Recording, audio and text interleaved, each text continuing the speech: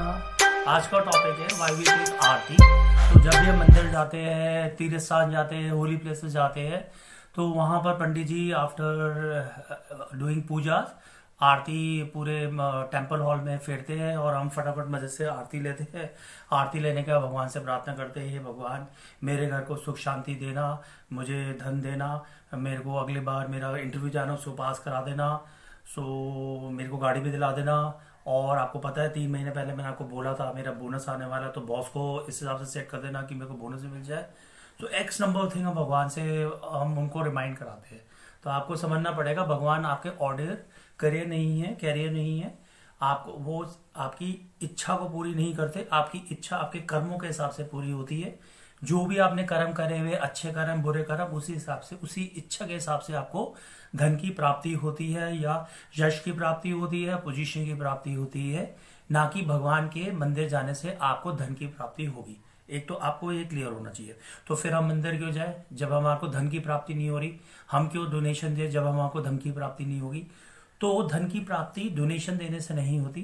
Donation देने से आप जो मंदिर में देते हो या गरीबों की सेवा करते हो या चैरिटी करते हो, अगर उसका आप कोई रिटर्न बेनिफिट नहीं ले रहे, तो आपको चैरिटी के फॉर्म में आपका गुड कर्मा जनरेट होता है पहला।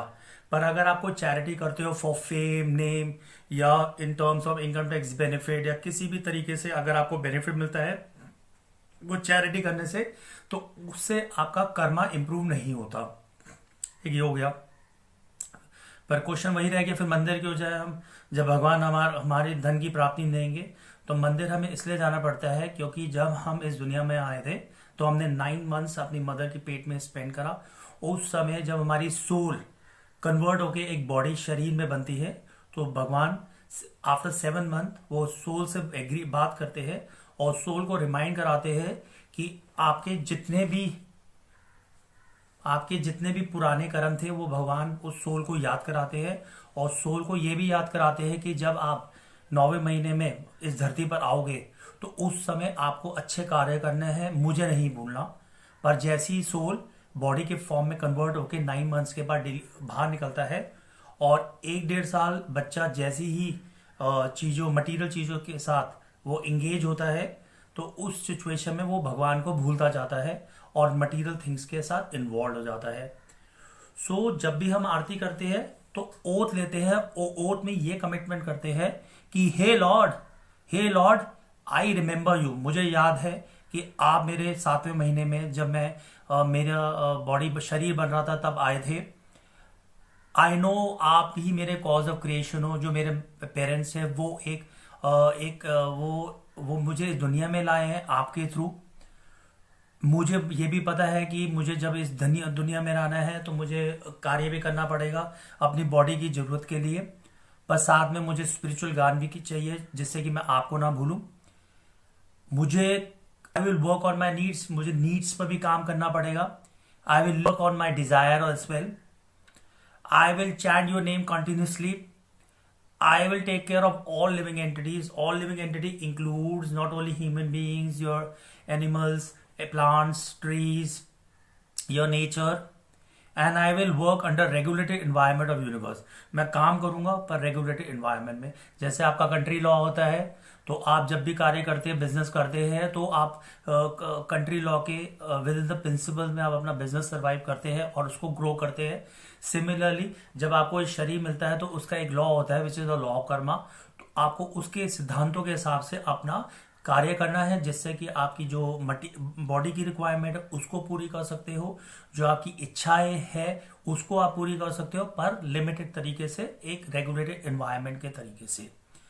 तो आप ये देखना दुनिया में जितना भी क्राइम होता है वो not on the basis of need, it is on the basis of desire. इच्छा के बेसिस पर आपका क्राइम डिसाइड करा जाता है। सो जब जब आपकी इच्छा बढ़ती है तब तक क्राइम होता है, जानबूझ के होता है और कभी अनजाने में भी क्राइम हो जाता है। कभी कभी वो क्राइम कंट्री लॉ के हिसाब से पनिशेबल नहीं होता। फॉर एग्जांपल एनिमल ईटिंग करना कंट्री लॉ के हिसाब से पनिशेबल नहीं है, पर स्पिरिचुअल लॉ के हिसाब से वो पनिशेबल है।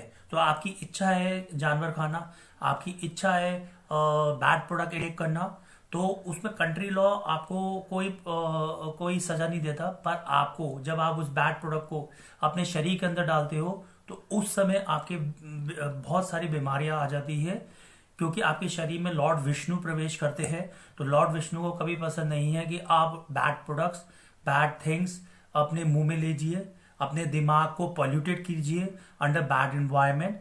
सो भगवान हमेशा ये बोलते हैं कि कार्य करिए, धन जनरेट करिए, धन को मेरे थ्रू रूट कीजिए, जो भी काम करनी है वो एक रेगुलेटेड एनवायरनमेंट में काम होना चाहिए। इच्छा आप पूरी कर सकते हो, पर इच्छा भी रेगुलेटेड होनी चाहिए। वो इच्छा नहीं होनी चाहिए जो दूसरों को दुखी करा जाए, या नेचर को दुखी करा जाए, या जीव जंतुओं को दुखी करा जाए। तो उस इच्छा को पूरी करने के लिए आपको आपको दुख आगे आएगा। सो अगर आपकी भगवान कोई भी जरूरत पूरी कर रहा है तो वो प्योरली कर्मा के द्वारा है। कभी कभी आप भगवान के पीछे लग जाते हो, नहीं भगवान मुझे चाहिए, तो आप बहुत सारे व्रत करते हो, तपस्या करते हो, चिल्लिया करते हो, मंदिर जाते हो, और आपकी वो इच्छा पूरी भी हो जाती है। तो आप ये समझ लीजिए जो इच्छा आपकी 1-2 साल बाद होनी चाहिए थी वो पहले हो गई, पर जब वो 2 साल बाद आएगा तो आपका भगवान आपसे वो कुछ और तरीके से वो आपको ले लिया जाएगा, क्योंकि वो सारी चीजें टेम्परेरी होती है। मटेरियल चीज परमानेंट चीज नहीं है। तो अगर आपको भगवान ने कोई कुछ चीज दी है तो वो आप देखना आगे जाके वो चीज चली भी जाती है सूनर और लेटर। तो क्योंकि इच्छा का कोई अंत नहीं है, पर डिजायर का, पर नीड्स का एक लिमिटेशन है, बाउंडेड है। सो हमें नीड्स और डिजायर में दोनों में एक हमें डिफ्रेंशिएट करना पड़ेगा to run a life. Hare Krishna.